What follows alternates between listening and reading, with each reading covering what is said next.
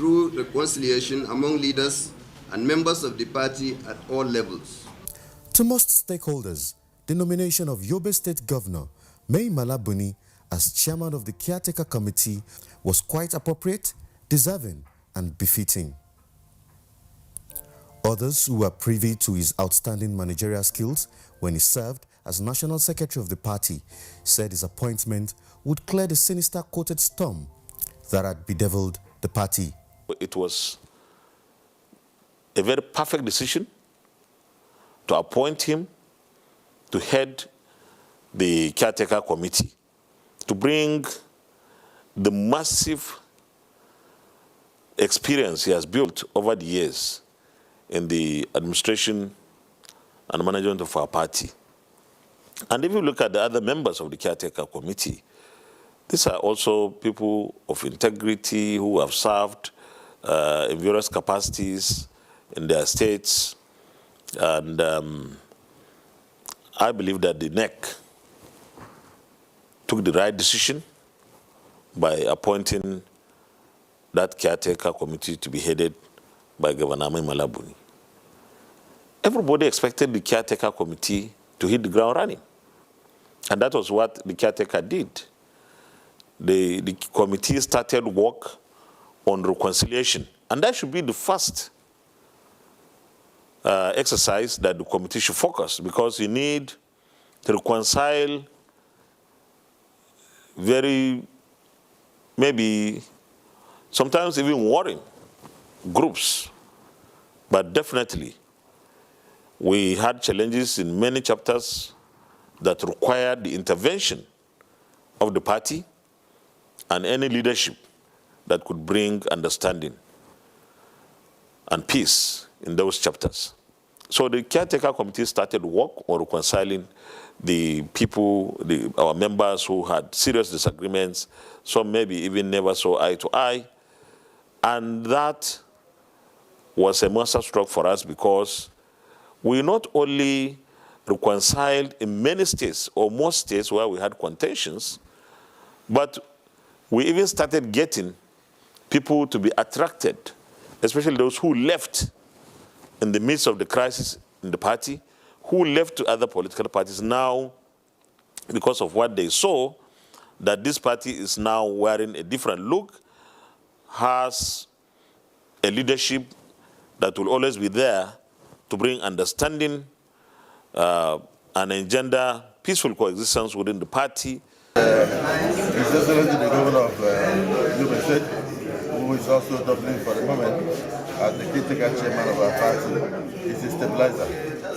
He's somebody that even when he was national secretary of the party, a lot of us had confidence in. So he has stabilized the party. If you notice, all the rancor that you used to hear across the country in many states have abated. And so today, the governor has done very well as chairman, and there's no problem with the APC. We have handed over issues to the other political parties in the country and not the APC, and we look forward to continuing to support him and standing by him, and we pray that Allah will continue to imbue him with wisdom and with the humility that he has shown in leadership to continue to lead the party to greater heights. We are quite happy. The caretaker committee came on board as a rescue mission because we had several court cases preceding the caretaker. And if not properly handled, the party will have gone into serious crisis. We wouldn't have known where we are at the moment. We thank the wisdom of the president and other stalwarts of the party who decided that, look, we have to have a caretaker committee and headed by a serious party administrator, who is His Excellency the Governor of Yobe State, Mai Mala Buni. One thing that encouraged us and then we see as a good leadership style is that the caretaker committee has embarked on first building confidence to members of the party by visiting several party stakeholders in their houses where there are crises. And they have also moved one step forward by even bringing back people who left our party to other parties back to the fold. That is a good leadership position, and not only talking to our members but bringing people back shows that the party knows, the caretaker committee knows what they are looking for. And today, we have seen a number of people at national, state, and local levels that are coming back to the party as a result of the hope that the caretaker committee has given to all of us. And I think we will encourage the caretaker to move in that direction and remain fair and objective in their activities. The time when the committee came on board was like a new APC was born, because the party was already overwhelmed with multifarious litigations challenging one action or the other taken by the then leadership of the party. To some doubting Thomases, the task of rebuilding APC was far beyond the Boni committee. This school of thought predicted the emergence of a fresh internal crisis and a looming total disintegration awaiting the party. In fact, for the opposition parties, it was a moment of celebration as the crisis was seen as an end of the road for the APC. However, the tenacity with which the Boni-led committee advanced the cause of true reconciliation and reconstruction of the party breathed a new fresh air of hope upon the party chieftains, members and supporters from within and around the world. The mandate given to us as caretaker committee of this party is to reconcile and reposition this party. And you cannot have a bigger party like the APC without issues. But reconciliation is the only panacea to sustainable development and progress. As a party, we have achieved a lot. We have reconciled so many states, and we are still reconciling, and we are still rebuilding and bringing in more people.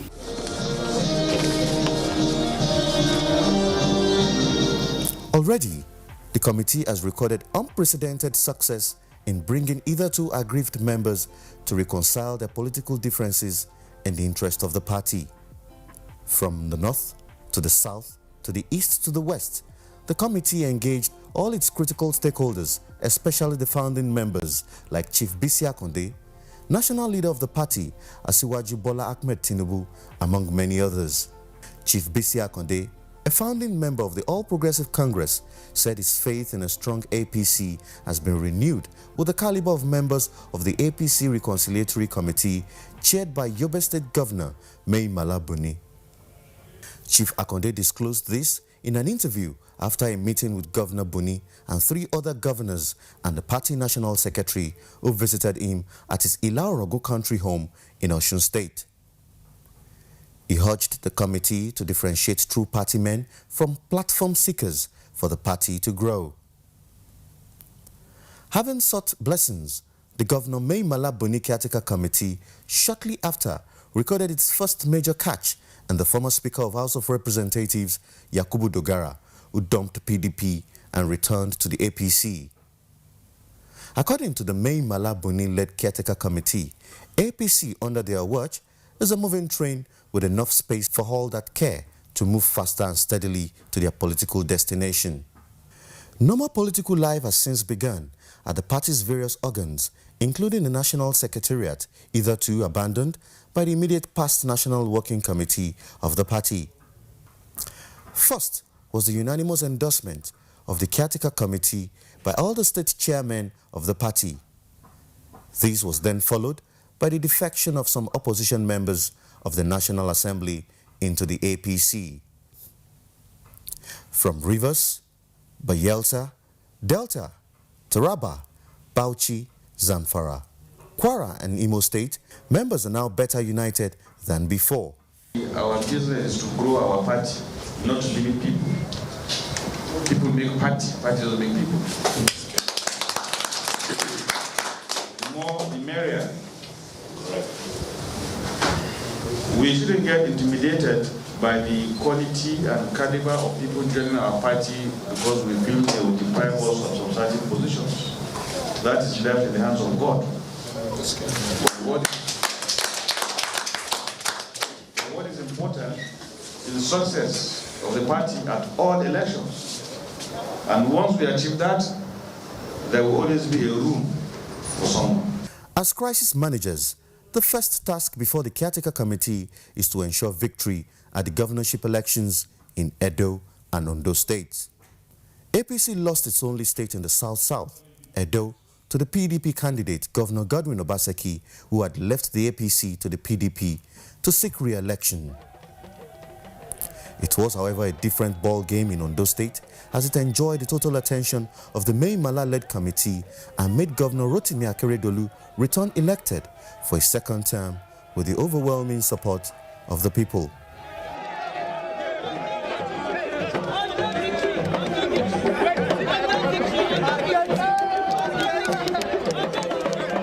The concept of teamwork being promoted by the caretaker committee remains our strong pillar in our collective quest to build a strong, united, and prosperous All Progressives Congress.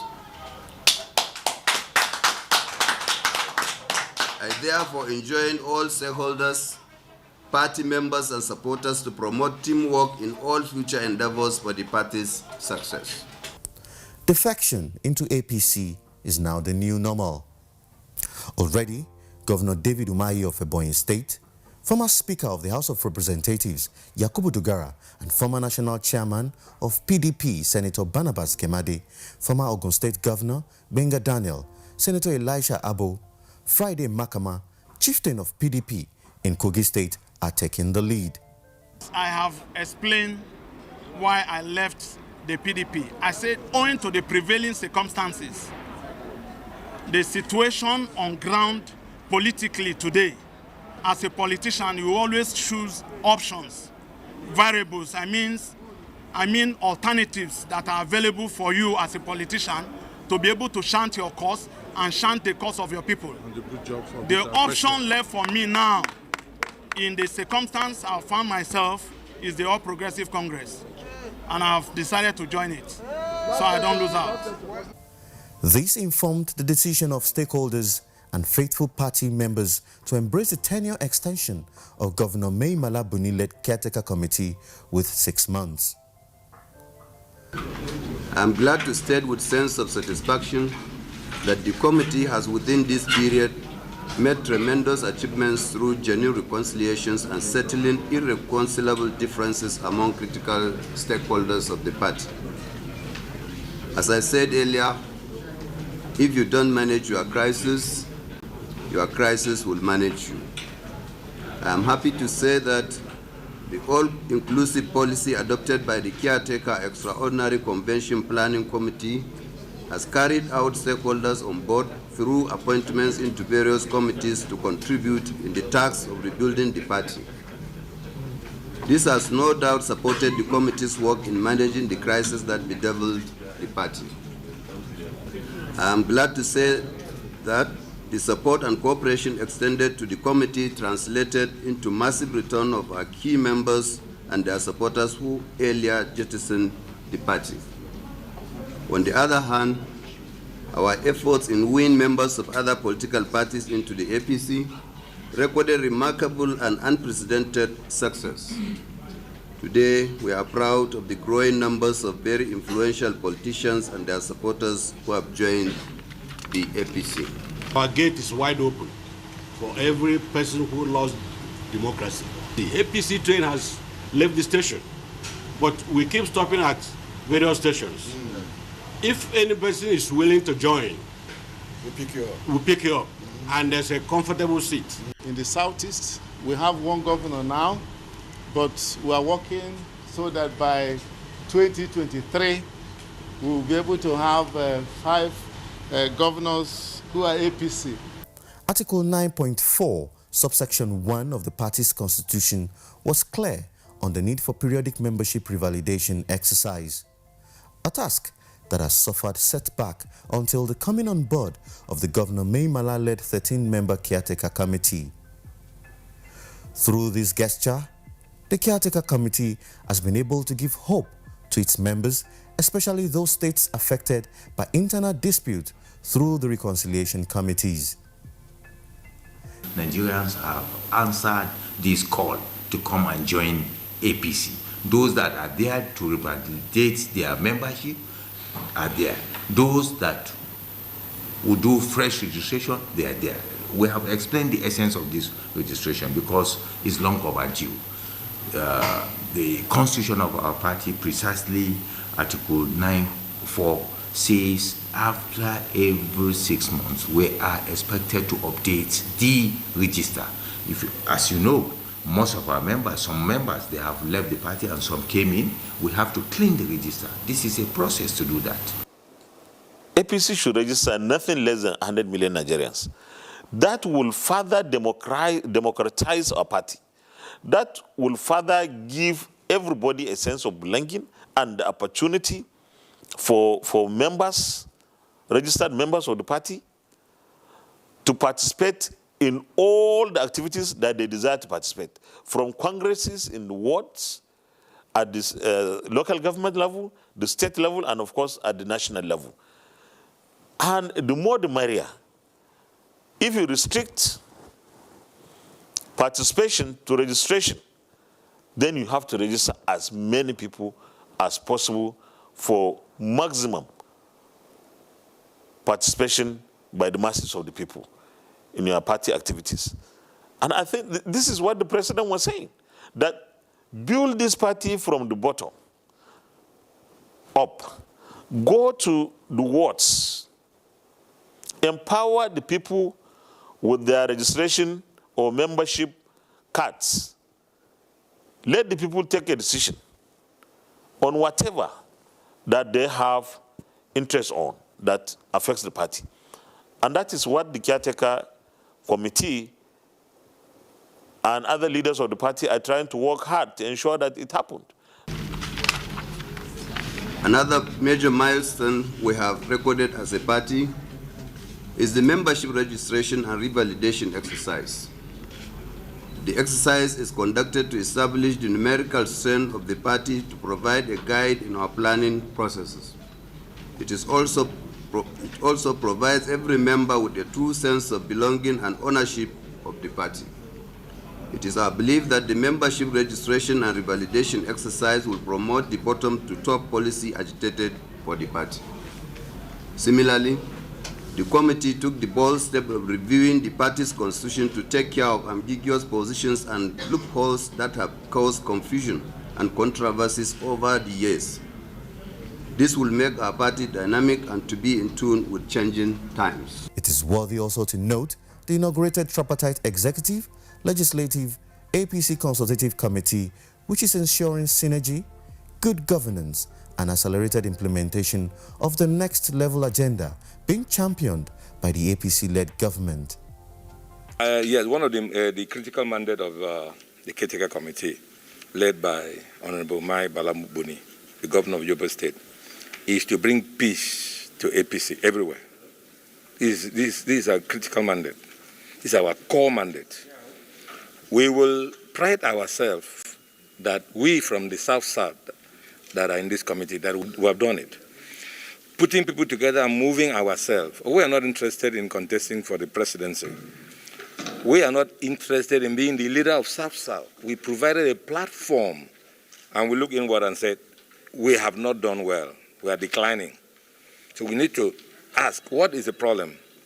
All the leaders here, they canvass their opinions, strong opinions and all that. And most of the ministers that came said, we will agree what you have done. Tsunami is coming to APC, and we, the South-South, we don't need to be consumed. And we need to put our house in order and come together. In the wisdom of everyone, they have chosen leaders who will not contest for election. We believe that today, if elections will be held today, APC is going to take back its leadership position.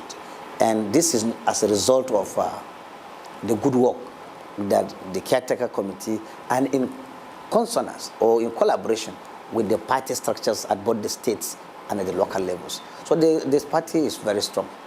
As the Governor Mai Mala-led caretaker committee steers the party's ship for a year, it is expected that the party's projected progressive ideology, reactivated by the caretaker committee, will be sustained and inculcated among party faithfuls. This is as the governing APC re-strategize for credible people to lead the party so as to add value to its quest of maintaining victory in future elections.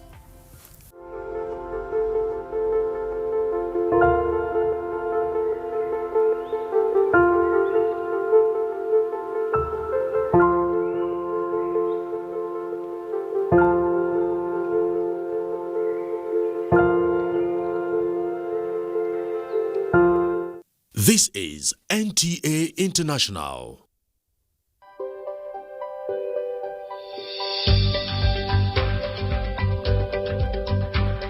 From the National Information Technology Development Agency, NITDA. This is NITDA Impact, your guide to a digital Nigeria. Every day, online transactions within and across international borders continue to grow in intensity and complexity. The nature of ICT makes the world borderless. Therefore, disputes pertaining to trade and intellectual property rights such as patents, trademarks, copyrights, including software or know-how, can quickly spiral into complex legal situations. Alternative dispute resolution (ADR) mechanisms, including mediation, arbitration, expedited arbitration, and expert determination, offer parties and their lawyers high-quality, efficient, and cost-effective ways to resolve their ICT disputes out of court. On today's episode, we'll be looking at NITDA's framework on alternative dispute resolution (ADR) for the ICT sector and the prospects of ethical time-bound resolutions. I am Edidion Frank, and this is NITDA Impact. This is NITDA Impact, your guide to a digital Nigeria. You can be a part of this program by logging on to our website www.nitda.gov.ng or all our social media handles displayed right on your screens. Let's begin with what's making the news headlines this week. The Director General, National Information Technology Development Agency (NITDA), Kashifu Inu Abdullahi, calls on ministries, departments, and agencies to join the digitalization trend. Head of Nurul Huda Islamic School Gombe has commended NITDA's effort in ensuring all schools in the country are ICT compliant. Christian Association of Nigeria Gombe State Chapter lauds NITDA's initiative towards IT intervention. Here's the news proper. The Director General, National Information Technology Development Agency (NITDA), Malam Kashifu Inu Abdullahi, has called on all ministries, departments, and agencies to join the ongoing global digitization trend. The DG made a call when he received the Executive Secretary of the Nigerian Promotion Council, who was on a courtesy visit to the agency. Julia Dankiwa was there for NITDA Impact News. The Director General, National Information Technology Development Agency (NITDA), Malam Kashifu Inwa Abdullahi, has called on ministries, departments, and agencies to look inward in order to join the digitalization trend, which is moving fast globally. He said the world is gradually moving from oil to ICT, hence the call for all sectors of the economy to create innovative ecosystems that provide required services. Abdullahi made this statement when he received the Executive Secretary, Export Promotion Council Segun Awolowo, with his team in the nation capital. The DG said, having the vision to invest with NITDA is a step in the right direction and urged the council to engage more youth for rapid growth. As a farmer, like you said, we don't need pyramids. Yes, we don't need pyramids. What we need is a platform ecosystem whereby an off-taker will link up to a farmer, buy from the farm. You don't even need to be there. Connect to a logistic company, transport it to you. Then also we can use it as an opportunity also to give the farmers access to financial services. Responding, the Executive Secretary, Export Promotion Council, Segun Awolowo, said digitalization is indeed moving very fast and there is need for the Promotion Council to partner with NITDA in the area of exportation, export payment system. Awolowo said the Promotion Council has come up with a workable plan that will enable them to invest in ICT through the federal government COVID grant. Just last week, we got a letter from the Commonwealth Secretariat in the UK, from General Secretary, appointing somebody to come and help us on the export of services, drive it. So that's an area of collaboration directly with NITDA and the Ministry of Digital Economy.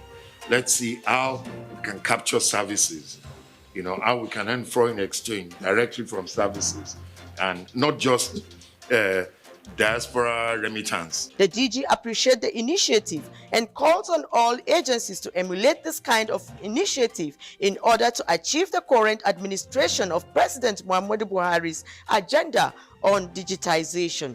Juliet Dangiwa reporting for NITDA Impact. The management and staff of Nurul Huda Islamic School in Gombe State have commended NITDA's initiative towards ensuring all schools in Nigeria benefit from her nationwide ICT donations to schools. Head of the school, Ibrahim Hashid, who gave the commendation when NITDA Impact team went on an inspection tour of the ICT facilities donated by the agency, said the center is indeed a game changer for the students. Sophia Ogezi has more. The head of Nura Hashid Islamic School Gombe, Ibrahim Hashid, has lauded the efforts and initiative of the National Information Technology Development Agency, NITDA, for ensuring that all schools in the nation is not left out of the digitization trend of the President Muhammadu Buhari's led administration. Ibrahim said the initiative has proven that the present administration is working assiduously towards achieving a national digital economic policy and strategy for a digital Nigeria. He said having private schools benefit from the ongoing federal government digital programs is a step in the right direction and urged every leader to emulate the gesture. Ibrahim Hashid said this when some members of NITDA Impact team went on a tour to inspect facilities equipped by the National Information Technology Development Agency, NITDA, in the school.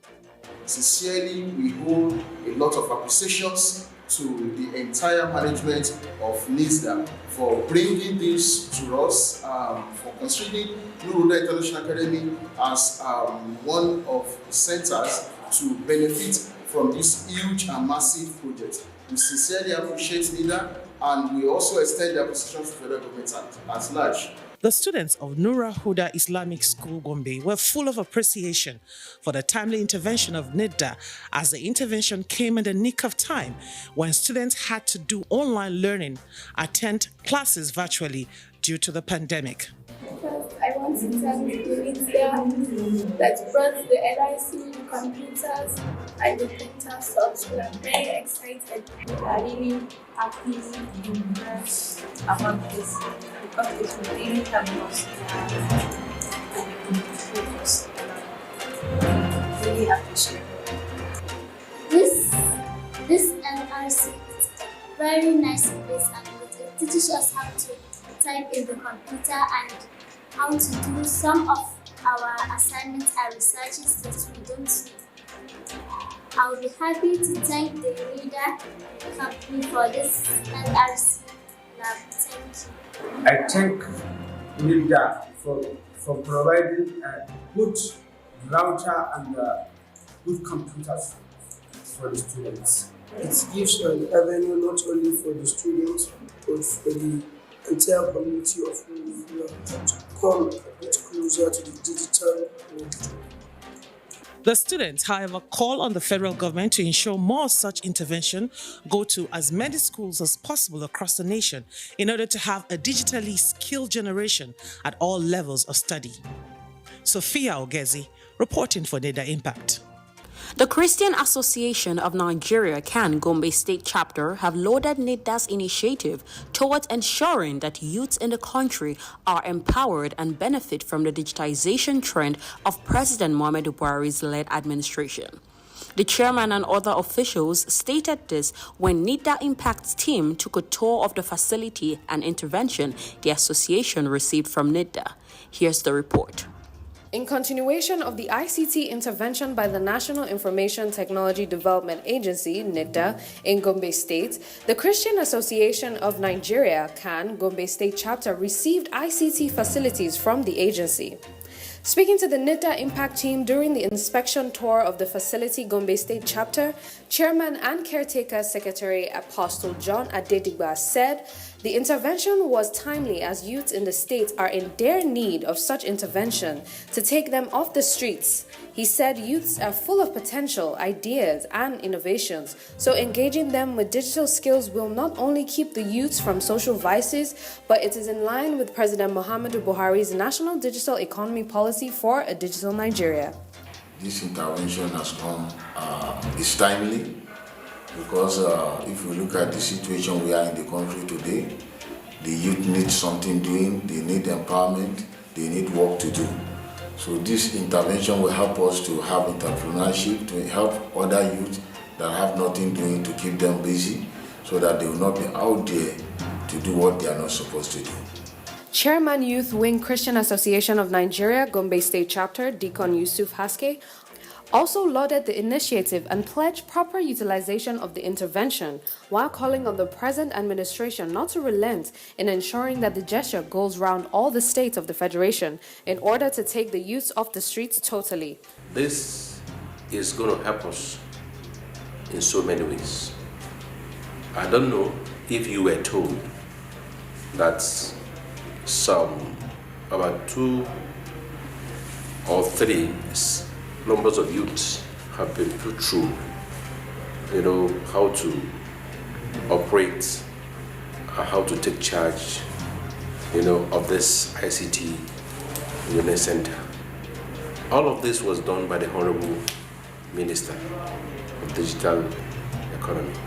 The intervention includes sets of ICT equipment such as computers, generators, and other such equipments, which will aid the youth's gradual transition to digital literacy. King Yosewaboke reporting for NITDA Impact.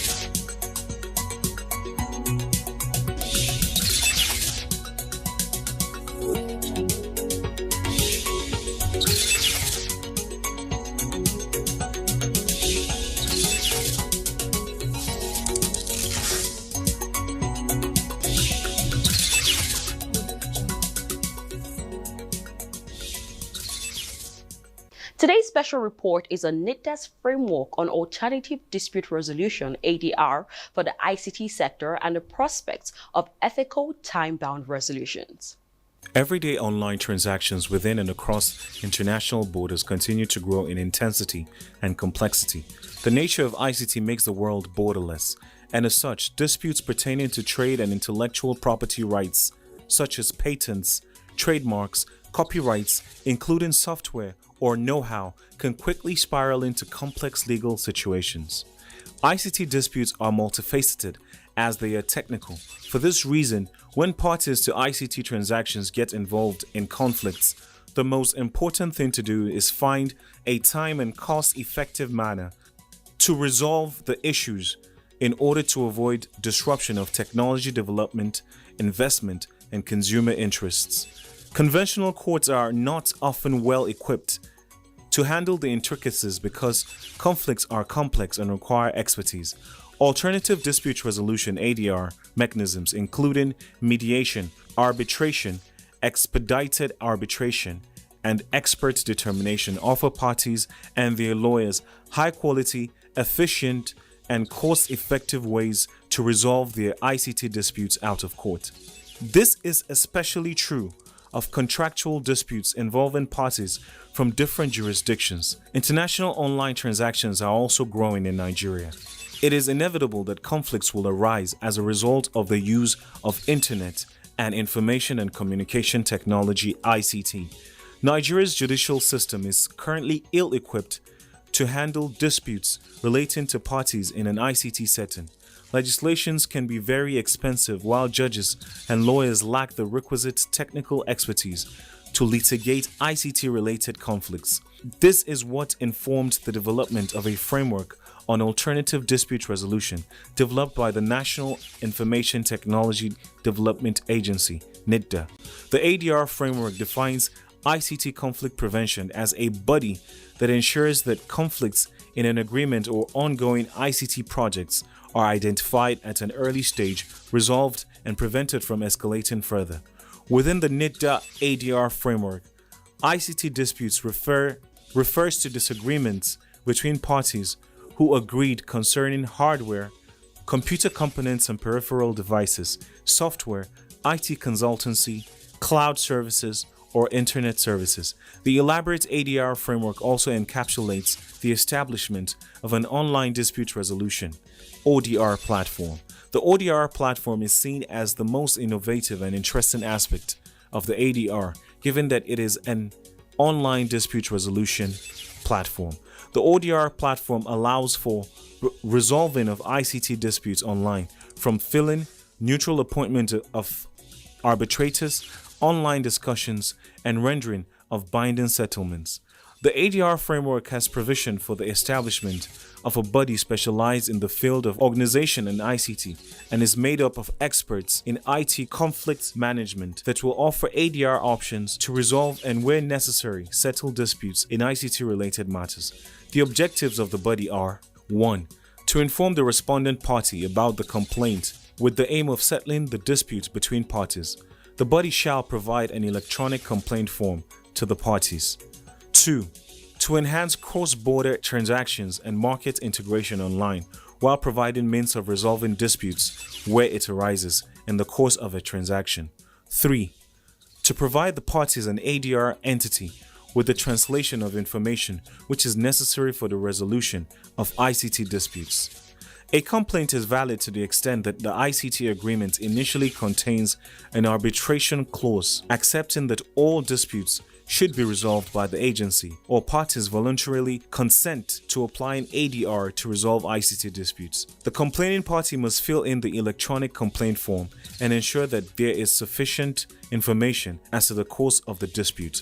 Data processed through the electronic complaint form and its attachment must be accurate, relevant, and not excessive. The ADR framework will also incorporate the Data Protection Regulation 2019 in the access, collection, and processing of users' data for dispute management and resolution. Through the scope and applicability of ADR framework, NITDA will be able to resolve all technical, commercial, or legal conflicts. It will also apply the ADR to disputes on contractual obligations stemming from hardware and software transactions, consultancy, telecommunication, the internet, online sales, and service contracts between consumers within Nigeria and a trade established in Nigeria using internet services. Here's Barrister Kayode Ajulo, a legal practitioner, to speak to us on ADR. First, kudos must be given to NITDA, particularly when you try to understand what actually helps the mandate of NITDA. Their mandate is to fix our information technology right towards the implementation, conceptualization, and most of the framework to ensure that our information technology policy is being fixed well. The normal way of resolving disputes, constitutional way, are the one by those institutions and bodies created by our constitution. Those are their courts. And you and I know, like I said, I'm not saying that it is too slow, but the operators, they seem to have that issue. In ICT, that is among the practitioners of ICT. And not only that, despite the fact that the document recognizes some things. First, the power of NITDA to start ADR. Because by the time you check the section 6 of that NITDA Act only make a very simple area of jurisdiction where NITDA may be competent to look at some issues. But with this new regulation is to widen that. Though I will add a caveat. The caveat means that the acts of NITDA need to be reviewed. With this new legal framework has widened it. And if such a thing should happen, irrespective of the fact that it will need the parties' consent, the act needs to be tinkered with. The act needs to be reviewed so that to give a wider jurisdiction, wider level of operation for the act. And apart from that, training. Because when you mention ADR, irrespective of the fact that you need professionals, the professional need to be well grounded in issue of law, at least simple contract, simple evidence, and all that. Here is Malam Kashifu Inuwa Abdullahi, the Director General NITDA, with this week's Digital Entrepreneur Talk. Welcome to today's episode of our Digital Entrepreneurship Talk series. You will remember in our last episode, we explained two types of entrepreneurship: small and medium enterprise and innovation-driven enterprise. And our focus is on innovation-driven enterprise. You also learned about entrepreneurship capacity and innovation capacity you need to build for you to successfully start and grow innovation-driven enterprise. Today, you are going to learn 3 common myths you must let go for you to be a successful entrepreneur. Firstly, in his book, Bill Olet said, it is a common wisdom that individuals start companies, but research says a different things, that team can start company, and most importantly, a bigger team, in fact, adds more to the odds of success to start or to grow a company. Secondly, he says that it is a common myth that for you to be a successful entrepreneur, you need to be charismatic. But in his book, he says that charisma is not. What you need is interpersonal skills. Sales skills are more important than charisma. And the third myth is there is a entrepreneurship gene exists, which is not true also. There is nothing like entrepreneurship gene. In the beginning of the chapter, he talked about the gene hasn't and will never physically. Therefore, what you need to do is to develop skills in human management. You need to be a great recruiter, and also you need to have a sales skills to be a successful entrepreneur. Follow us next week to learn more about the 24 steps you need to start and grow a successful business. Thank you for watching. Up next are our tech tips for the week. Here are 8 safety tips for online banking. 1. Enable alert and other security measures. 2. Make password complex and change them often. 3.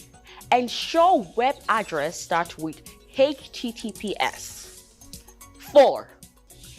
Always log out after transaction on websites and apps. 5. Never use same login for websites and software. 6. Always type bank website URL into browsers. 7. Never access account on public computer or device. And number 8, be suspicious of emails and messages you get. On our startup launch today is Umar Suleiman Sabo with Usabo Apps. Usabo Apps is a mobile app development startup that focuses on developing educational and productivity mobile apps that will make it easier for people to get more from using their mobile phones. My name is Omar Suleiman Sabo.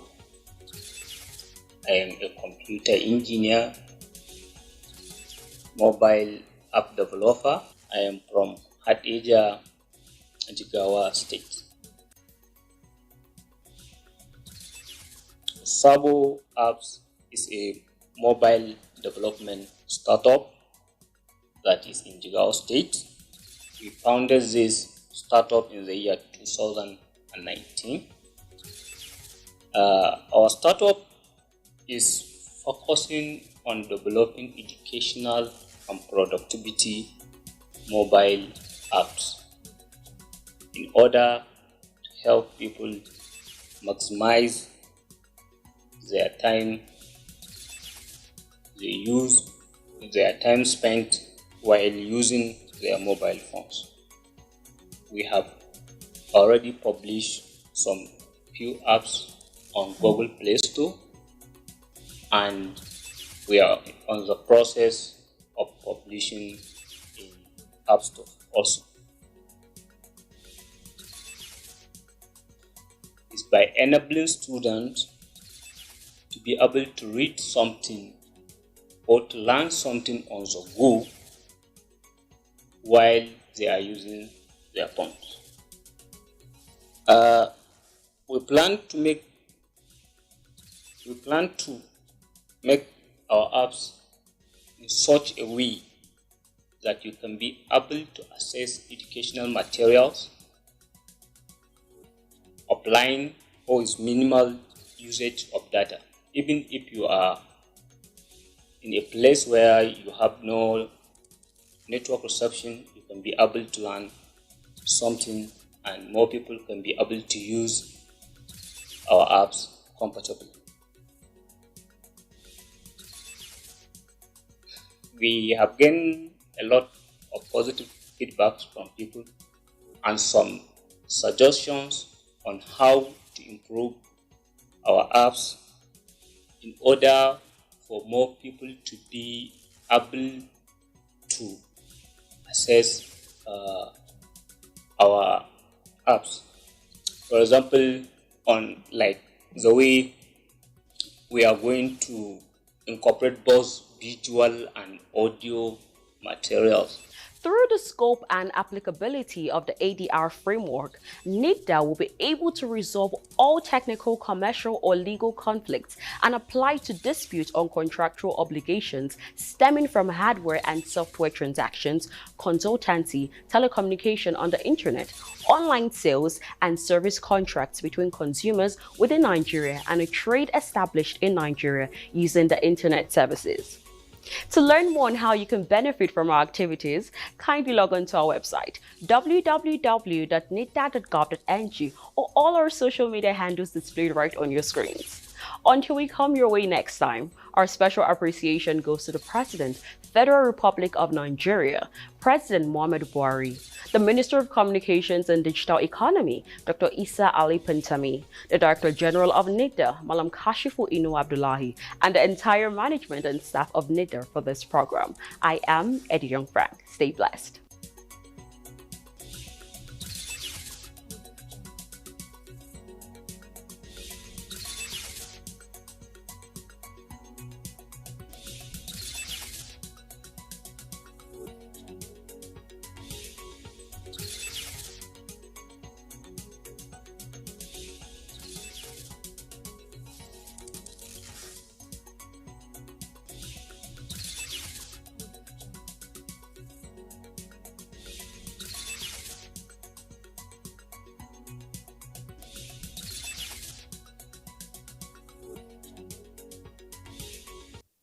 This is NTA International. Hey, GoTV don't do am again, oh! Then stand by your side, gidigba. Enjoy 32% discount on top GoTV Max. Yes, so if you pay GoTV Jolly for only 2,460 naira, now so GoTV go upgrade you sharply to max levels with 75 plus channels. Abracadabra! I go talk am again. When you reconnect on top Jolly subscription for 2,460 naira, then go summer you with Oga of Entertainment, GoTV Max.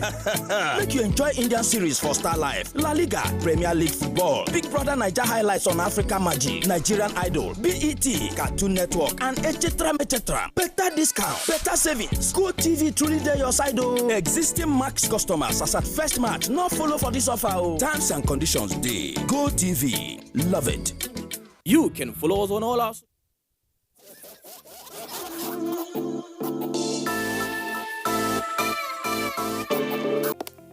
Although social media as a channel of communication is inherently harmless, it becomes harmful and damaging when used without discretion and thoughtfulness. Bad social media users spread rumors and fake news.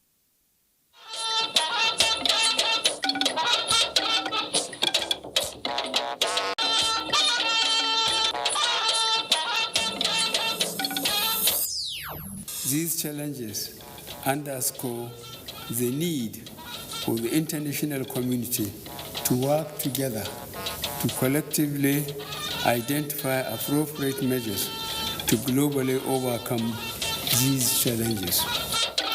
President Buhari calls for global vaccine equity, charges the international community to accelerate action on peace initiatives. Nigeria will indeed become a regional and global fertilizer powerhouse. Nigeria advances towards becoming regional hub for fertilizer production with planned multi-billion-dollar asset. Right on track, Vice President Osinbajo lauds implementation of economic sustainability plan. When the degree is very high, sleeping without AC or fan, it will be a sleepless night. TCN to the rescue, restores power to Maiduguri and environs after attack on power installations and months of outage. Good evening. Thanks for joining us on NTA Network News, reaching you from Abuja. I'm Cyril Stober. Reading with me tonight in Lagos is Jennifer Igwe. President Muhammadu Buhari has made a strong representation to member nations of the international community to work individually and bilaterally towards achieving global peace, which he describes as crucial to sustainable development. Addressing 6 new ambassadors and high commissioners posted to Nigeria, the president also made a case for concerted efforts towards mitigating the spread of COVID-19 and the impact on humanity. State House correspondent Adam Sambo has the report.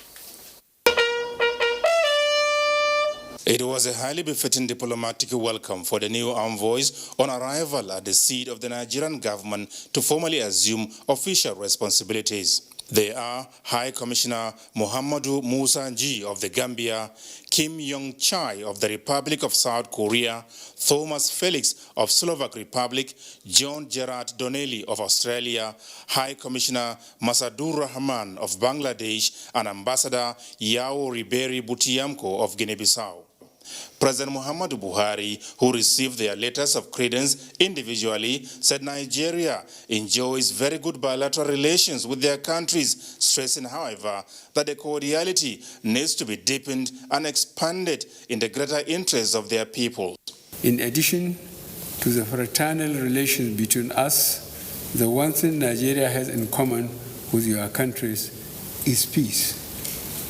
Peace is priceless, desirable and crucial to sustainable development and achieving the targets set by the United Nations global initiatives.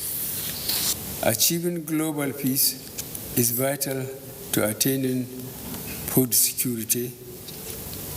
Peace and food security should be pursued simultaneously. The president also emphasized the need for the countries to come together towards addressing prevailing challenges of terrorism, insurgency, displacement of persons, human trafficking, corruption, poverty, and proliferation of small arms and light weapons, which he said are either sources of conflict or resultant consequences. These challenges, though on a diverse scale, threaten the existence of humanity and human relations. These challenges underscore the need for the international community to work together to collectively identify appropriate measures to globally overcome these challenges. Describing the novel coronavirus as humanity's greatest threat, President Buhari said the pandemic does not only affect public health, but also devastates people's economy and livelihood, hence the need for collaborative efforts at mitigating its spread, despite the vaccine rollout. Enhancing the existing cordial bilateral relations between our countries remains a priority. I therefore implore you, in the course of your duties in Nigeria, to build on the successes of your predecessors. As each of us embark on this tour of duty, would like to reassure Your Excellency that we will spare no effort to contribute our modest but sincere contribution to the strengthening of the excellent relations of fraternity and solidarity that have always existed between the Federal Republic of Nigeria and our respective countries. During the colorful ceremony held in compliance with the COVID-19 safety protocols, President Buhari wished the new envoys a very successful tenure and promised Nigeria's continued cooperation in fulfillment of their mandates. From the State House, Adamu Sambu, NTA News. And President Buhari has expressed optimism that Nigeria is on the path to becoming a regional and global fertilizer powerhouse. This is hinged on the fact that a new basic chemicals platform for the production of fertilizers worth $1.3 billion is to be inaugurated in the coming months. The President was speaking at a virtual audience with members of the Fertilizer Producers and Suppliers Association of Nigeria on the giant strides recorded in the production of the agricultural inputs in the country. Here again is State House correspondent Adamu Sambu. The new plant, a product of an agreement signed between Nigeria and Morocco, will produce ammonia, phosphoric and sulfuric acid, as well as various NPK fertilizers to complement the existing Dangote and Indorama chemical facilities, which produce urea and other industrial raw materials. When we combine these projects with the existing 44 blending plants, Nigeria will indeed become a regional and global fertilizer powerhouse. President Muhammadu Buhari described as delightful that even when Nigeria went through recessions, investments in the fertilizer and agricultural input sector continued to grow, commending the nation's fertilizer producers and suppliers for the progress made in the last 5 years. Though many investors choose to take their monies out of Nigeria, you continue to invest. Today, we are seeing the fruits of your smart, long-term, and patriotic decisions. Another commendable trait worth mentioning is that all your investments have been balanced between urban and rural Nigeria. These are the types of investments needed to address the unemployment and security challenges our nation is facing today. As the President explained, lack of employment prospects and opportunities is a major contributor to the challenges of security, saying, however, that the federal government is committed to ensuring that worthy investments in rural Nigeria survive and indeed flourish. It is important to note that peace and prosperity can only be sustained if we collectively and actively support investments that take opportunities to our rural citizens. I therefore urge our governors bankers, investors, and entrepreneurs to look beyond our cities when it comes to investments. As we have seen from Nigeria's 5-year fertilizer revolution, if investors are willing to endure the short-term start-up pains, they will surely benefit from long-term sustainable and substantial gains. The President, Fertilizer Producers and Suppliers Association of Nigeria, Mr. Thomas Etu, had told President Buhari that the mission he gave the association to reduce Nigeria's reliance on import, enhance fertilizer availability and affordability, as well as create jobs over a 4-year period has been accomplished. He said from 3 blending plants operating at 40% capacity in 2016, Nigeria today has 44 blending plants, most of which are operating at full capacity, and 60% of raw materials used in fertilizer production is sourced locally. The FEFSAN leader also added that from being an unbankable sector that was on the verge of bankruptcy, members of the association in the last 3 months alone have been able to raise bank guarantees to a tune of about 100 billion naira.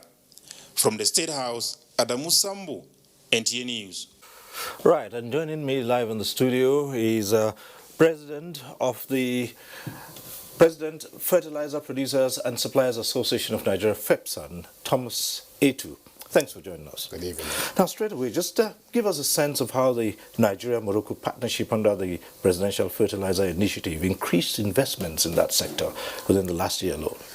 Yeah, the Nigerian-Moroccan partnership, which is part of the South-South cooperation, we started because we in Nigeria, we have the gas. The Moroccan are blessed with phosphate deposit. They produce phosphate, which is 21% of our requirement in the fertilizer production of NPK, which has, when we started this program 4 years ago, it has made Nigerian to be self-sufficient in fertilizer production. And that has increased the production of farmers. Yes, that has increased the production of farmer because of the affordability of the fertilizer.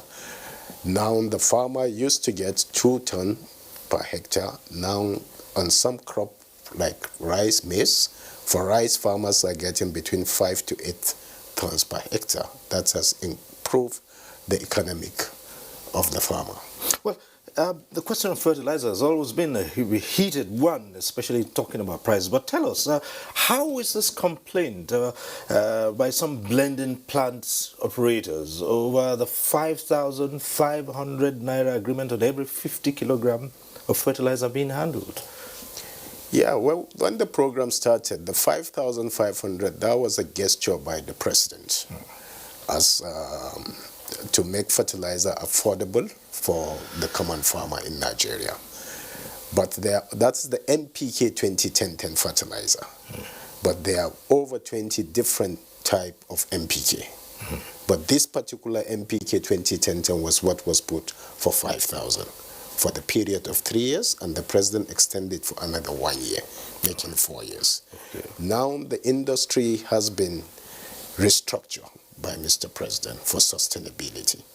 Now there are crop-specific fertilizer being made, so prices varies depending on the type of NPK you want to buy. All right, there's a target of 1 million tons of fertilizer. So where are we with that? Last year we achieved 1 million ton.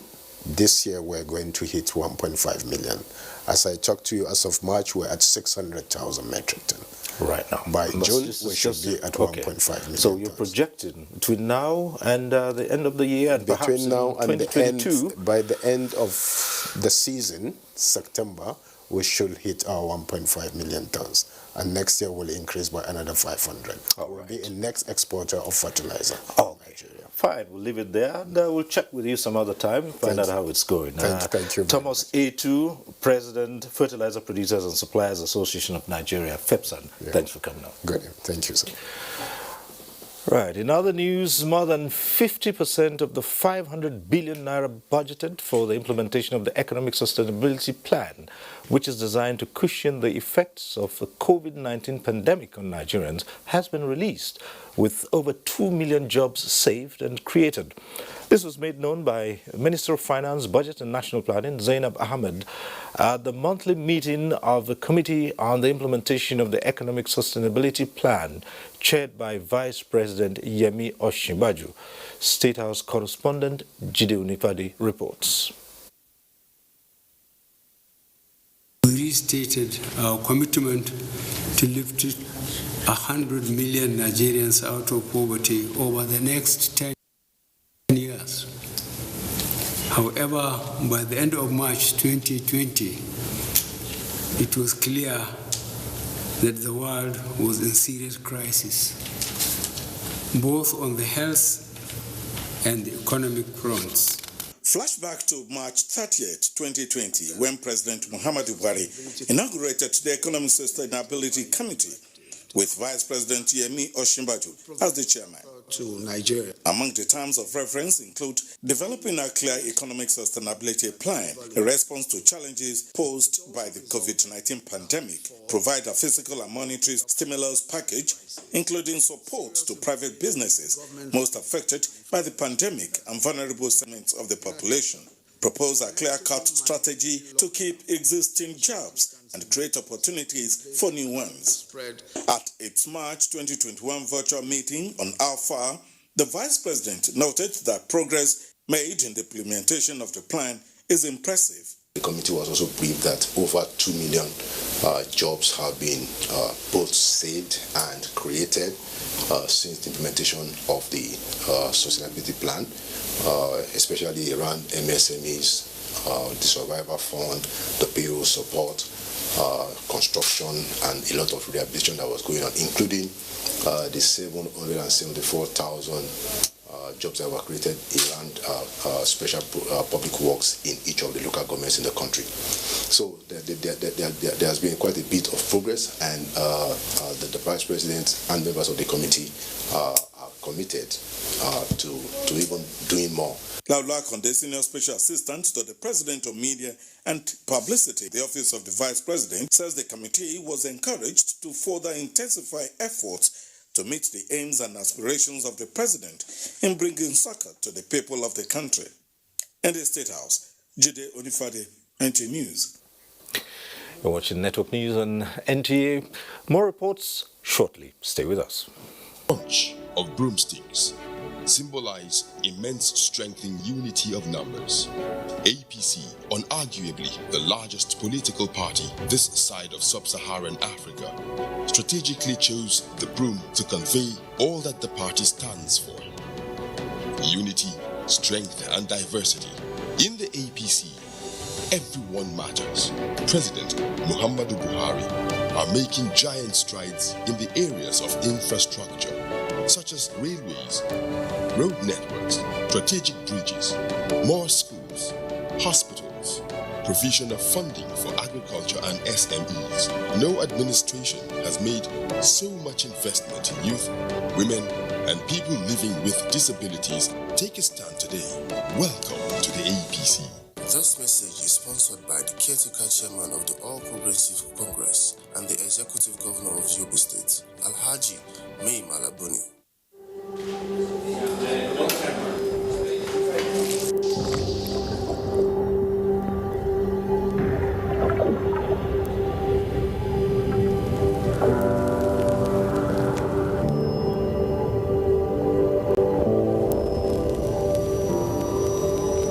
Beat sensitivity pain fast with Sensodyne Rapid Action Toothpaste for clinically proven rapid relief from sensitivity. Mommy is ready to receive me a bundle of joy. Mommy is making my home cleaner and safer. We are Dettol, Dettol Sure. Illnesses can happen at home too. That's why Dettol and me together will make my baby's home safe and to protect from up to 100 illness-causing germs. That's why moms want to be Dettol, Dettol Sure. We are Dettol, Dettol Sure. President Muhammadu Buhari has approved the reappointment of Mr. Alex Oko as the Director General of the Bureau of Public Enterprises (BPE) for a second term of 4 years with effect from April 10, 2021. Oko's reappointment was communicated in a letter dated March 3, 2021 and signed by the Secretary to the Government of the Federation, Mr. Boss Mustafa. The reappointment is based on the completion of a first term where the BPE witnessed massive transformation in its activities under the leadership of Mr. Alex Oko, in line with the mandate of the BPE.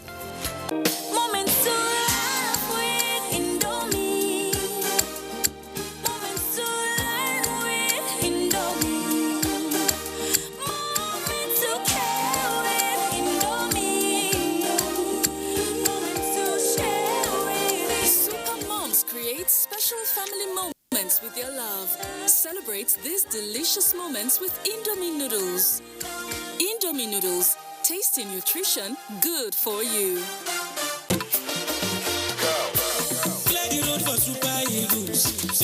The battle for Cameroon Africa Cup of Nations 2022 rages on.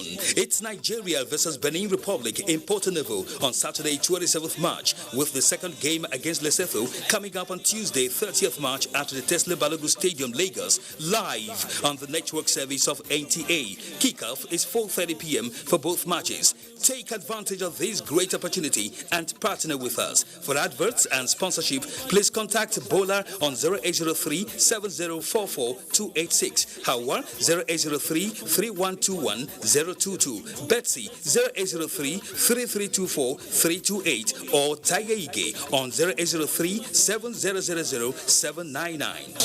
From Samuel to get in on goal, slips his way through! Don't be left out as the Super Eagles fly over the squirrels and the crocodiles.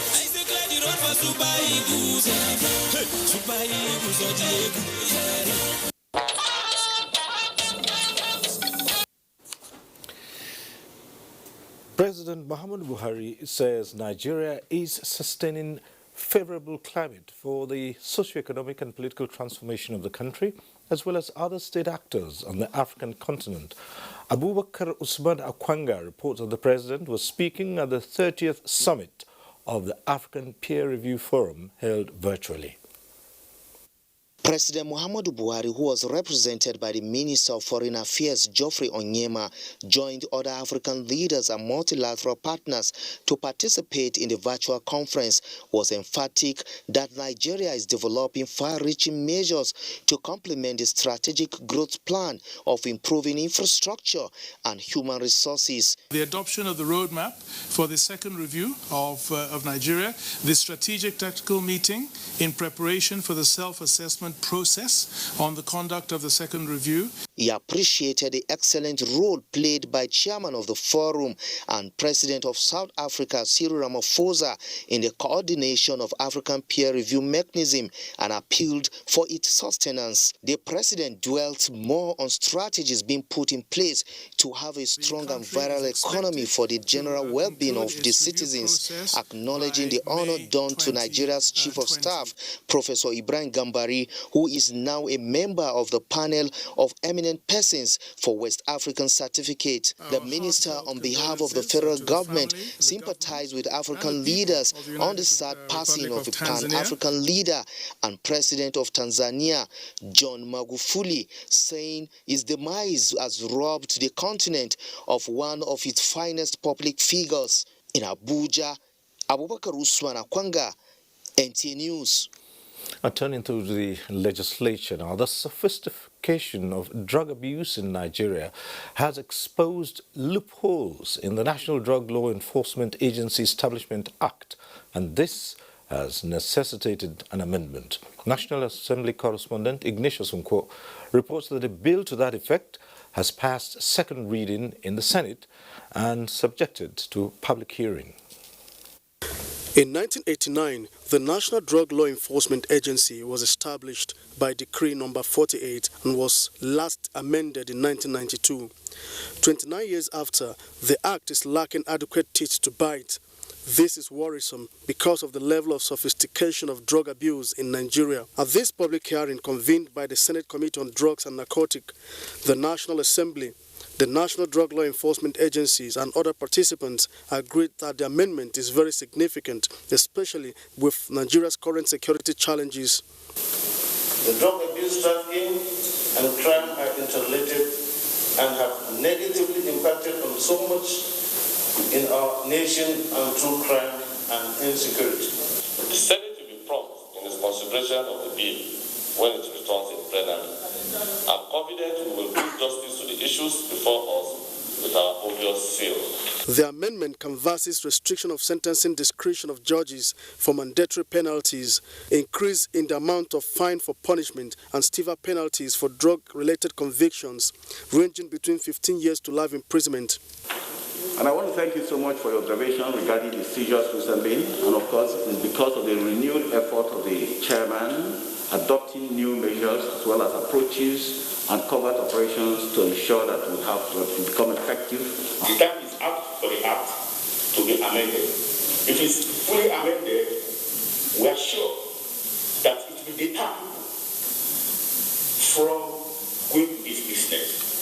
The agency at the moment has only one scientific laboratory, but the amendment also seeks the establishment of more laboratories across the states. From the National Assembly, Ignatius Nkwo, NTA News. And the House of Representatives is advocating more involvement of local players in commercial activities on coastal waters. National Assembly correspondent Lami Ali reports on a bill seeking to accomplish that mandate, which passed second reading during House plenary this Thursday.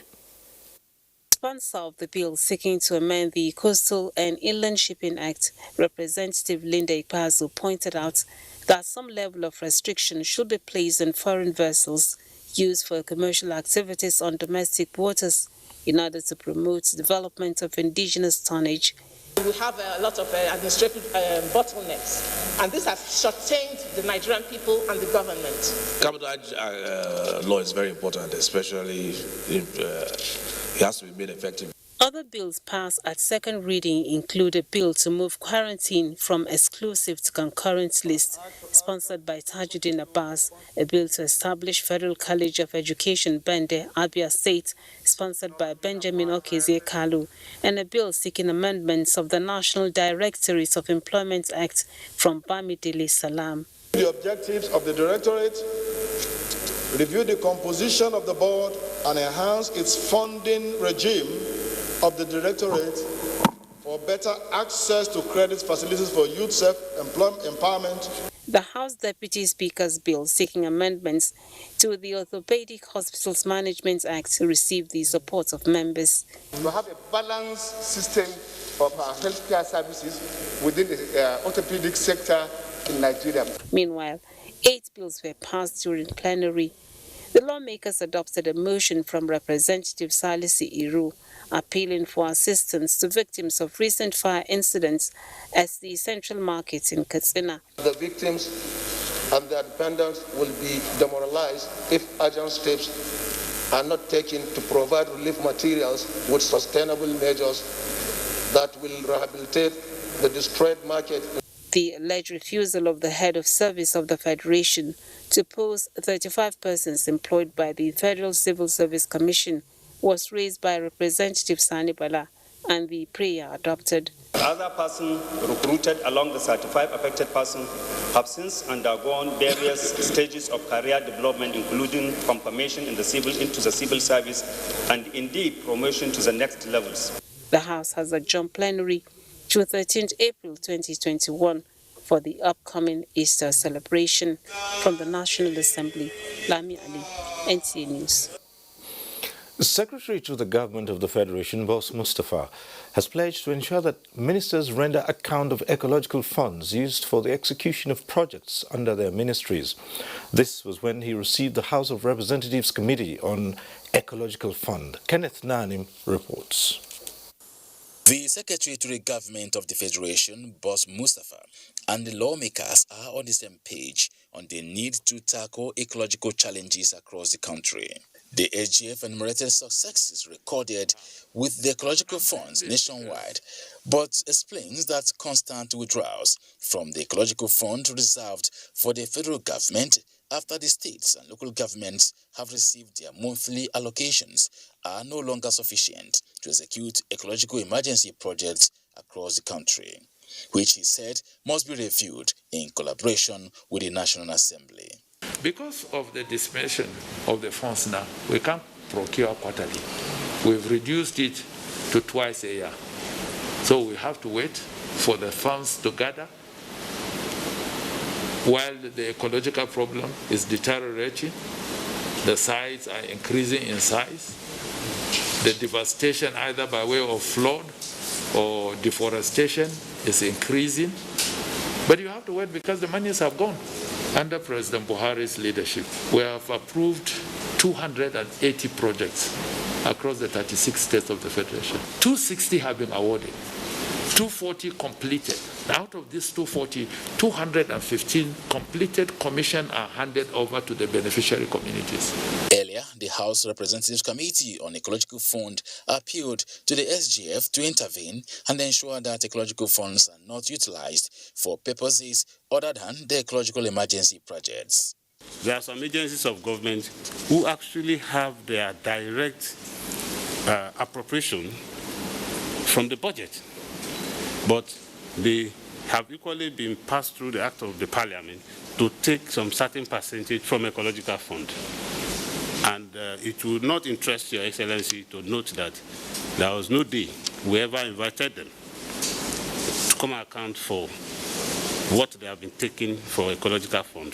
The House of Representatives Committee on Ecological Fund assured the SGF of adequate support towards implementation and monitoring of ecological fund projects nationwide.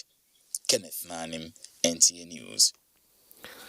Residents of flood-prone areas in Gombe State can now breathe a sigh of relief.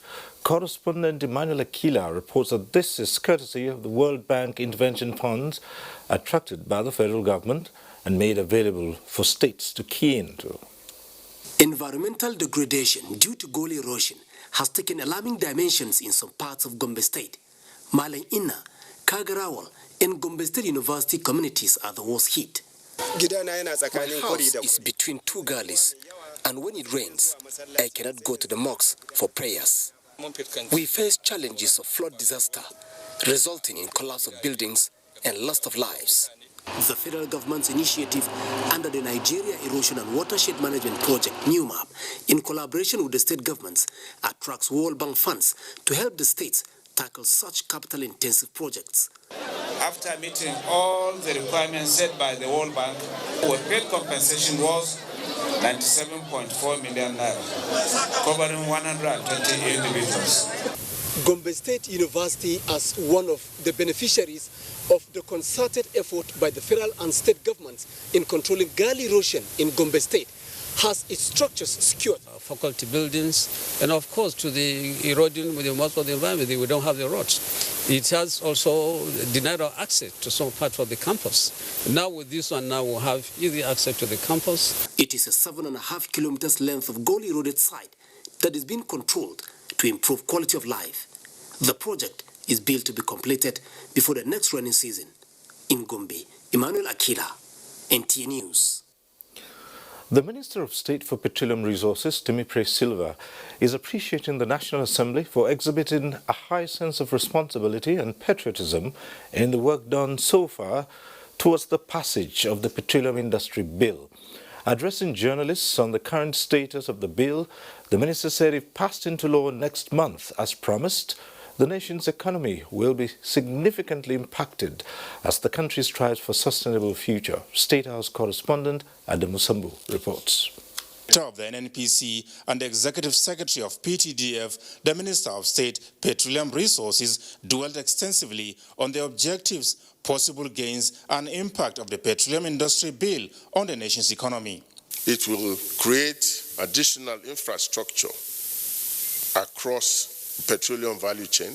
Critical infrastructure will be developed utilizing the incremental revenue from increased petroleum activities. Greater confidence will be engendered uncertainty in petroleum industry, which will lead to increased investment, increased employment, which will lead to increased prosperity for Nigerians, additional taxes from increased activities, and more businesses coming into the tax bracket. Giving details on the remarkable achievements recorded so far in the petroleum subsector since coming to office, Mr. Silva takes pride in steering Nigeria incrementally away from oil to gas, where the future of the country lies. I'm quite happy that we are beginning to steer the country away gradually from oil, because I believe that this is something that we omitted to do as a country for a long time. And this is really where the linkages with the economy happens mostly. You can imagine if we are able to develop from gas to power, from gas to fertilizer plants, from gas to chemical plants, from gas to petrochemicals. You can see the kind of incremental effect it will have on the economy of Nigeria and the jobs that it will create. I believe that it can create a lot of value. If we want to diversify this economy, the best way, I believe, to diversify Nigeria's economy is to go gas. Already, he said, 2021 to 2030 has been declared a decade of gas, and with the AKK gas pipeline project, the National Gas Expansion Program leading to the launch of the Auto Gas Program, as well as the planned takeoff of domestic gas program, Nigeria is indeed on the right course.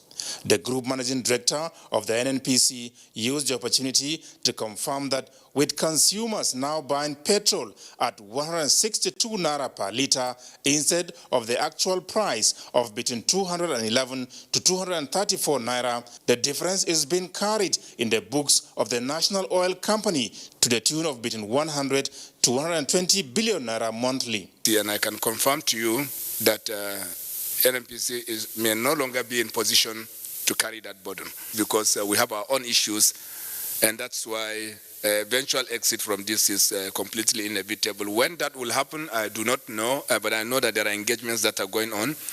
Government is very concerned about the natural impact of price increases to our transportation and other consumer segments of our society. And as soon as those engagements are taken to very logical conclusions, but I'm sure that the market price of these PMS will be allowed to play at the right time. The State House media briefing, fifth in its series, is put together by the Presidential Communications team to get Nigerians better informed on the achievements of the Buhari presidency. From the State House, Adamu Sambo, NTA News. Manpower development in Nigeria's hospitality and tourism sector is to receive a boost with the inauguration of the Governing Board for Skills Council of the industry. Members of the board, who are professionals, are drawn from the public and private sectors. David Ayre reports. The constitution of our Governing Board and Board of Trustees for the Hospitality and Tourism Sector Skills Council of Nigeria is in pursuance of the federal government's blueprint to revitalize and bring professionalism to the sector, which is one of the highest employers of labor in Nigeria.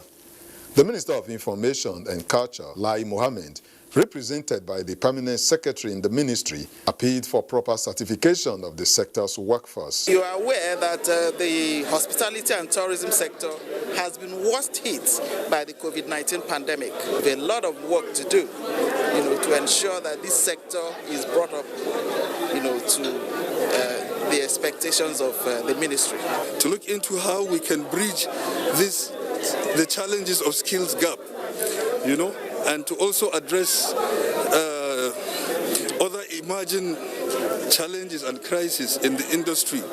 The board is also to develop a database through which those who operate in the sector are not just known, but their roles and mode of operations also spelled out to meet global best practices. While the board of directors has 8 members, the board of trustees has 12 professionals drawn from across the country. In Abuja, David Ayre, NTA News. And this is where Jennifer Egwe comes in with more reports on the news. Jenny. Thank you, Cyril. Now, the remote cause of the recent barge accident in which goods worth 500 million naira were destroyed is guiding key players in the maritime sector to take stiffer measures in enforcing licensing as a way of ensuring safer business environment. Michael Olaleye reports. These avoidable barge accidents plunged 640-foot containers into the sea. It is a major casualty that has sent key players back to the drawing board as they identified blind double stacking, substandard jetties and barges as possible causes. To avoid a repeat, this meeting emphasized the need to design regulation, ensure compliance and strict monitoring so that the trade will not be an all-comers affair. Action has already started. Some terminals, some substandard jetties are already being shut down. NIMASA and the task force is already going to work to clamp down on substandard barges. So that is ongoing, and I think that will address the issue. The barge system has not only facilitated the option of multimodal approach to cargo evacuation, but it is the answer to trade facilitation. The Nigerian Shippers Council is looking at the provision of navigational aid and other technical assistance. We intend to enhance efficiency of barge operations, and we intend to protect Nigerians who are in these, in these operations, against maybe foreign threat or domination. It is important as a cabotage, effort that barge operations should be protected for Nigerians. In the last 1 year, goods worth 1,020,000 feet equivalent units have been transported to locations covering 50,000 kilometers within the country. In Lagos, Michael Olaleye, NTA News. We'll pause now for a break. The news will continue afterwards with Cyril in Abuja. Stay tuned. He is ready to receive me a bundle of joy. Mommy is making my home cleaner and safer. We are Dettol, Dettol. Illnesses can happen at home too. That's why Dettol and me together will make my baby's home safe and to protect from up to 100 illness-causing germs. That's why moms want to be Dettol. Dettol Sure. We are Dettol, Dettol Sure. We just heard gunshots, north of the advanced position. This enemy is not fighting a conventional war. Our intelligence, surveillance, and reconnaissance platform will point the army to their location. We're being deployed to the trouble spot. We have been covered. And what's the situation? The enemy is still out there, and the nation is counting on us. And I am counting on you guys. This does not smell good. I saw his jet go down, but I did spot him eject.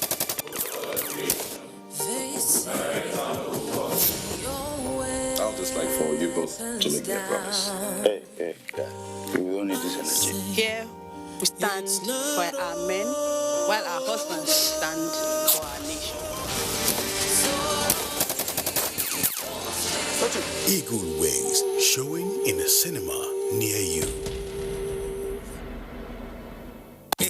Go TV don't do am again, no. Then stand by your side, gidigba. Enjoy 32% discount on top Go TV Max. Yes, so if you pay Go TV Jolly for only 2,460 naira, now so Go TV go upgrade you sharply to max levels with 75 plus channels. Abracadabra.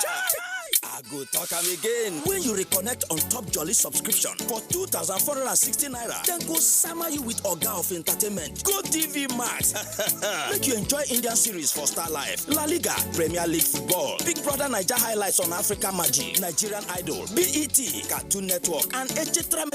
Better discount, better savings. Go TV truly there your side, oh. Existing Max customers as at first match, no follow for this offer, oh. Terms and conditions dey. Go TV, love it. Nigerian youths are about the greatest asset the country has at the moment. It is therefore not surprising that the administration of President Muhammadu Buhari is strategically responding to the yearnings of the youth through multiple projects and programs. Youth entrepreneurship support years by Bank of Industry, the Youth Investment Fund by the CBN, and several other conditional cash transfer programs. Recruitment of 774,000 social workers, majority of whom are youths, and so many other projects that are beneficial to youths directly or indirectly. If the administration can do all this, definitely with a degree of patience and time, it can achieve more. Nigerian youths must come together to say no to terrorism, no to vandalism, and no to all disruptive tendencies. Hashtag Youth for Greater Nigeria. Pacifying the youths, unifying the nation. Right, we're back in Abuja now, and time for business news with Benny Adams. Benny, how's the business of value addition regarding agricultural products? Well, that's the way to go for Nigeria to play its big brother role in Africa. Right. Welcome to Business News. The need for governments to minimize exports of raw agro-commodities and provide incentives for value addition has been brought to the fore. A container of raw cashew nuts, if, for example, the price is going for $1,000, right, a container will take about 18 metric tons. So you're earning $18,000 for one container. But a container of raw processed cashew, which is the cashew kernels, maybe W240, W180 or whatever, it can be $10 per kilo. So the ratio is 1 to 10. You make 10 times from the exporting the processed cashew nut that you make in exporting the raw one. Same also in share butter. And on the capital market, investors gain 108.49 billion naira as NSE all-share index appreciated by 0.53% as market closed at 39,293.14 basis points as against 0.98% appreciation recorded previously. Market breadth closed positive as WAPIC led 23 gainers as against 11 losers, topped by sovereigns at the end of today's session. Market turnover closed negative as volume moved down by 36.61% as against 11.81% recorded in previous session. UBN, Guarantee, and Zenith Bank were the most active to boost market turnover. NTA Nigeria and Guarantee topped market value list, just as UPL leads the list of active stocks that recorded impressive volume spike at the end of today's session. Well, that is business news. Thank you, Benny. Over to you. All right. Government at all levels must work towards creating linkages between tax payment and provision of critical infrastructure as well as social inclusion of the people. This is the position of stakeholders at the 147th meeting of the Joint Tax Board held in Kaduna. Suleiman Abdullahi Rigachikung reports that Governor Nasser El-Rufai, who opened the meeting, said accountability must guide all matters relating to tax administration. Critical to the overall objective of executing development projects to drive the economy and improve the well-being of the citizens lies in the ability of government to diversify its sources of revenue. Nigeria is currently witnessing massive improvement in infrastructure such as roads, power sector, housing, among other sectors, courtesy the diversification initiative of the Buhari administration and improved tax collection by agencies. To deliver on our core mandate of revenue generation, we must be innovative and employ the use of technology and tax intelligence to counter the alarming trend of tax evasion. With the mission to promote uniformity, harmony, and efficiency in personal income tax administration in Nigeria, stakeholders from the Federal Inland Revenue Service, state revenue services, and other agencies brainstorm on strategic initiatives for sustainable revenue generation, taking cognizance of the daunting global challenges and prospects for Nigeria. Stakeholders at this strategic meeting believe that the future of Nigeria is in the duty of every Nigerian to pay a fair tax for development. The levels of trust between the people and government is low. We must raise that level of trust by showing to people that when they pay tax, they can see concrete results. The 147th meeting of the Joint Tax Board is expected to come up with workable strategies for centralizing tax collection and payment through the bank verification number, among other identification methods. Suleiman Abdullahi Rigachkun, NTA News. President Muhammadu Buhari has approved the release of 600 billion naira to enhance food production for this year's rainy season. This is coming as rice farmers showcase their capacity to contribute to national food production despite security challenges. Musa Baba Aliu reports. The bags came in pieces weighing 100 kilograms each. The last count drop makes 150,000 bags of rice paddy. The rice arranged in pyramids, showcasing the effectiveness of the CBN and Growers program in the Northeast. There is no adjective that is strong enough to say thank you to President Muhammad Buhari, sincerely speaking, if not because of that vision and thinking. The CBN in 2020 provided financial support to 221,000 farmers for the cultivation of 221,000 hectares in 24 states. So we will not have rice scarcity again. For those who think they can continue to smuggle rice into the country, we are sending a warning signal to you that you should desist from smuggling. Smuggling is a bad business. The central bank has been so committed in making sure they carry on the instruction of Mr. President to create an enabling environment for agriculture to thrive. Kebbi State Governor Abubakar Atiku Bagudu, who represented President Muhammadu Buhari, said the CBN intervention remains the key driver of the social and economic growth of the country. So the message is for all of us to mobilize those who wish and who must participate so that we can create a demanding economy where anybody who is capable and able will be supported. Nigeria is expected to produce 60% of the country's wheat demand in the next 2 years under the CBN and Growers program. From Gombe, Musa Baba Aliyu, NTA News.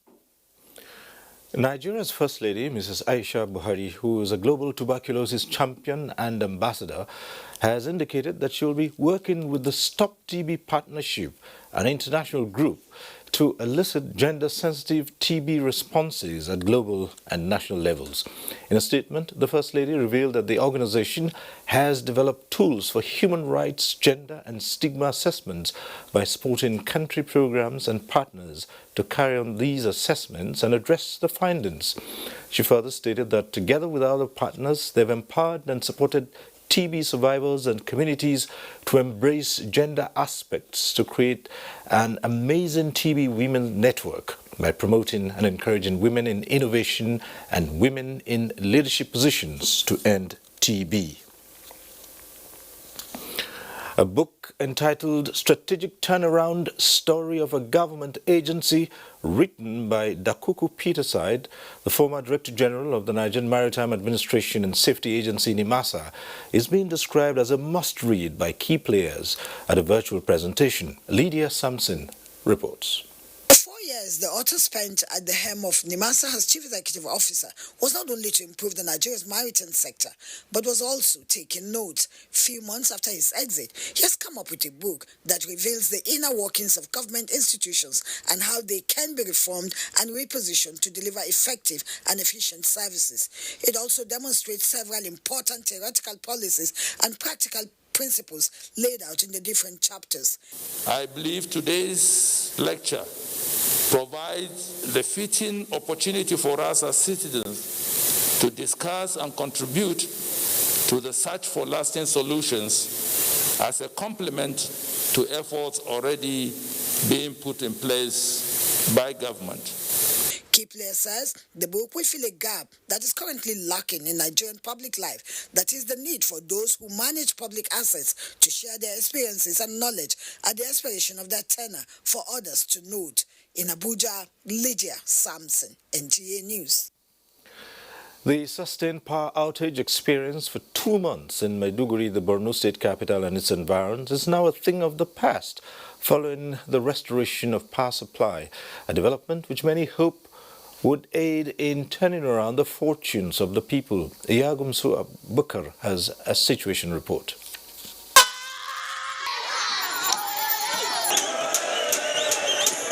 That was the jubilation almost everywhere in Maiduguri and its environs, having been without power supply for 2 months, thereby leaving the people to untold hardship. One need not to be told the reason behind their joy, considering the heat wave that is advancing steadily. Narrating their ordeal, some Maiduguri residents said their past experiences cannot be quantified. You sleeping when the degree is very high, sleeping without AC or fan, it will be a sleepless night. I feel happy, of course, and I thank the authorities for making sure this happens. While some are jubilating, others, however, lamented over vandalization of cables and some key elements in their transformers, which interrupted them from enjoying the long-awaited power supply. Presently now, we don't have light. I think they used to come in the night and vandalize it. Petty businesses like selling of chilled water and ice block during the blackout was a booming business. The restoration of power supply after 2 months of total blackout came at a time when residents of Maiduguri needed it most, considering the harsh weather condition being experienced now. In Maiduguri, Iyagumsu Abubakar, NTA News. Senior Special Assistant to the President on Media and Publicity, Madam Garba Shehu, says the language of disagreements with government should be decent inasmuch as the present administration remains media-friendly for the sustenance of peace and democracy. This was part of his lecture at a workshop in Abuja organized by the National Institute for Policy and Strategic Studies for Political Party Leaders. Timothy Yusuf reports. 2 days of exhaustive deliberations at this workshop centered on enhancing political parties' visibility in social and mainstream media. While political parties must invest in the new media to elevate their participation in the polity and national discourse, the need to keep their proxies and supporters under check in the new and digital media cannot be overemphasized, as the medium is observed by many as more combative without regulation. It's not for government to clamp down. Lord, let the issues be thrown up and let them be trashed in the public square. This actually, the administration of President Muhammadu Buhari was given commendation for the respect it has for the fundamental rights of especially the freedom of speech. Tribalism and bigotry that seem to have become a thing of the past are also observed to have resurfaced in Nigeria. Information shared over and over again has the potential to disintegrating the people and country. Participants and organizers believe that there must be deterrent to offenders. Use the media to integrate our country and use the media to build our country. Every political leader should be held accountable for inactions or actions. Everyone with a phone today is a potential journalist capable of either giving out true or false information. Participants therefore enjoined Nigerians to tread with caution in whatever information they give out to the public. In Abuja, Timothy Yusuf, NTA News. Now for some sports with Tamara Ebiwe. Burkina Faso and Guinea picking tickets to next year's Africa Cup of Nations in Cameroon on Wednesday. Analysts believe the remaining matchday 5 fixtures this weekend will bring out the best in the contending teams as the battle rages on. We know how upsets come about when it comes to the qualifiers or even in competition, so they have to keep their eyes peeled. So then you have the match between Sierra Leone, the match between Lesotho and Sierra Leone. For me, it's a 50-50 match. Oyo State and Kwara State will file out in the final match of the 38th Ramat Cup in Kano on Friday, after both teams claimed semi-final victories, with Oyo beating Ogun 2-1, while Kwara defeated Bauchi by a lone goal.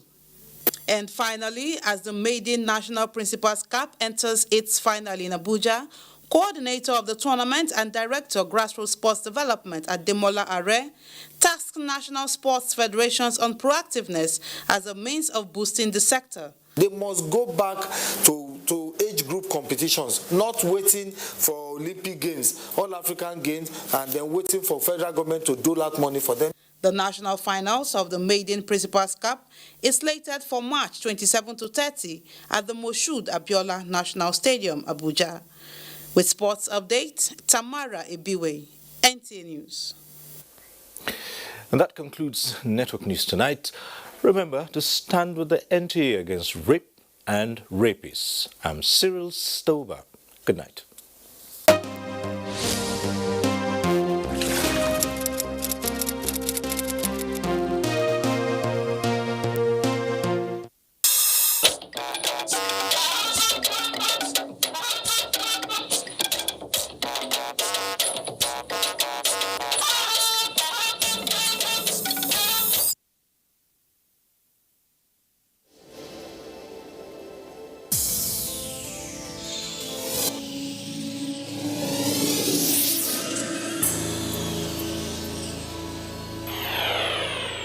NTA, you can't beat the rich.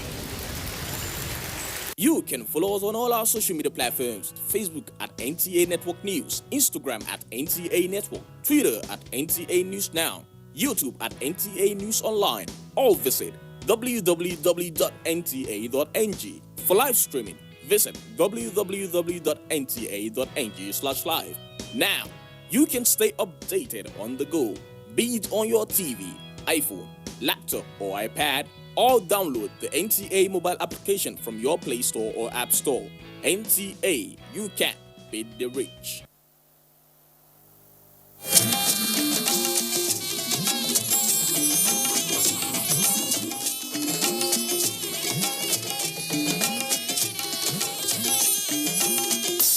This is the network service of the NTA.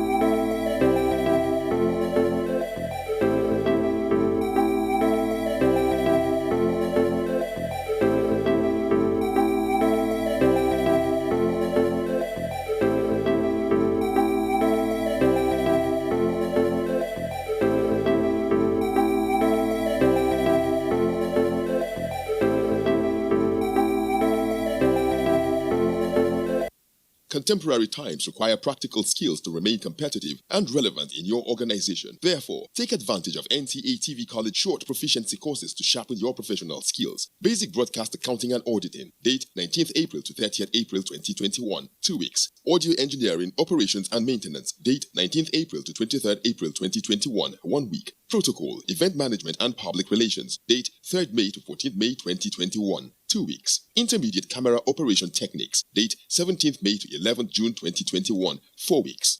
The course fee for the 4-week course is 100,000 naira per participant. The fee for the 2-week course is 80,000 naira, while the course fee for the 1-week course is 40,000 naira only. Accommodation inclusive. Venue for all the courses is the serene and secure environment of NTA TV College near Old Government House, Rayfield, Jos. For more inquiries, please call 0803-314-4383 or 0806-980-9807. NTA TV College, Jos. Training you to be the best you want to be. Life is a game. We are cool. We are trendy. Energy moves us. Sports is our game, our oxygen. Because with the round leather we ball, we hustle. All over the land, north and south, we are united in the positive glory. We are encapsulated by HIFL. We live for the game. It's game time. Shown on NTA Network.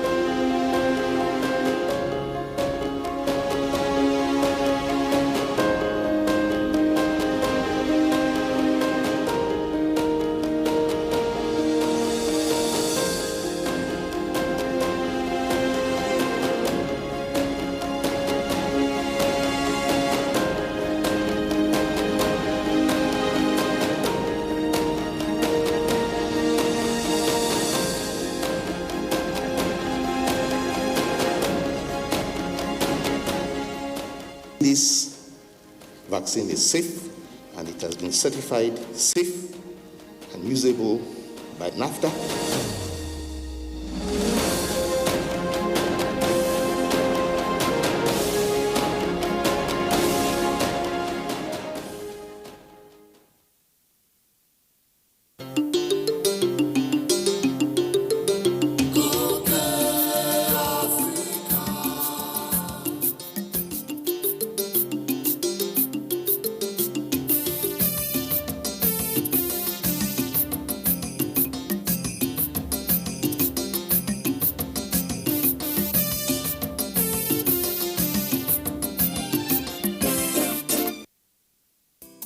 Governments across Africa are making spirited efforts to diversify their economies as gross domestic products are becoming unsustainable.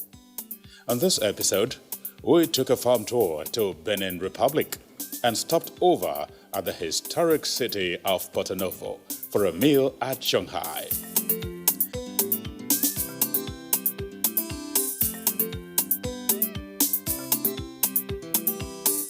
At Shanghai restaurant, every food, drinks are produced locally. Just down the road is the historic palace of King Tofa. Now, let's go there.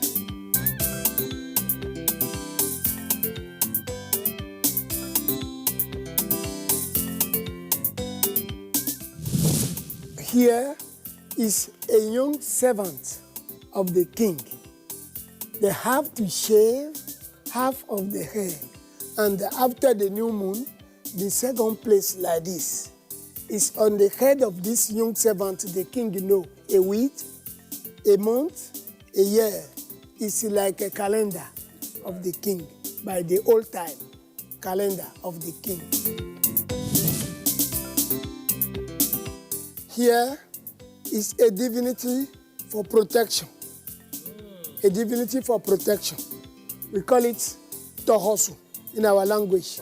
We call it Tohosu in our language. Tohosu, a divinity for protection. This is a sacrifice they do and put inside.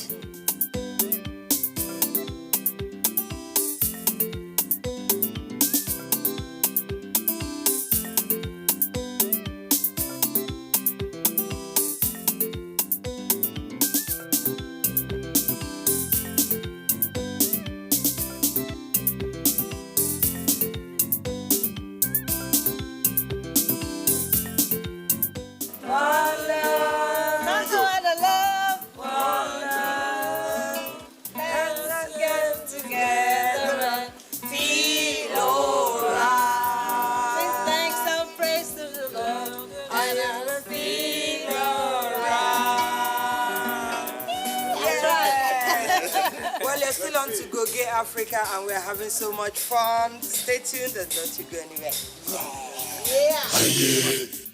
Porto Novo is the political capital of Benin Republic.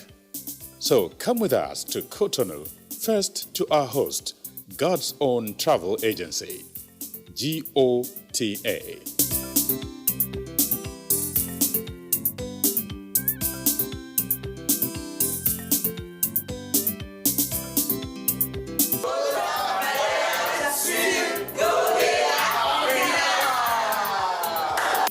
Then to Benin Royal Hotel, where we lodged.